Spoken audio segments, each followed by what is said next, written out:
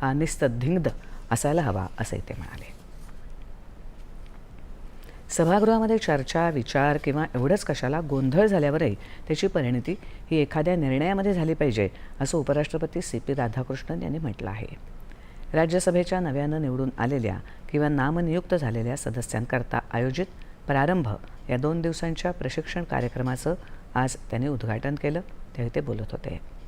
सुदृढ चर्चा ही लोकशाहीला अधिक बळकट करते, तर विधायक सहकार्यानं राष्ट्र प्रगतीपथावर जातं असं ते म्हणाले. सभागृहातला प्रत्येक दिवस, प्रत्येक तास, प्रत्येक मिनिट आणि प्रत्येक सेकंद हा लोकशाही अधिक बळकट करण्यासाठी उपयोगात आणला पाहिजे असा सल्ला त्यांनी दिला.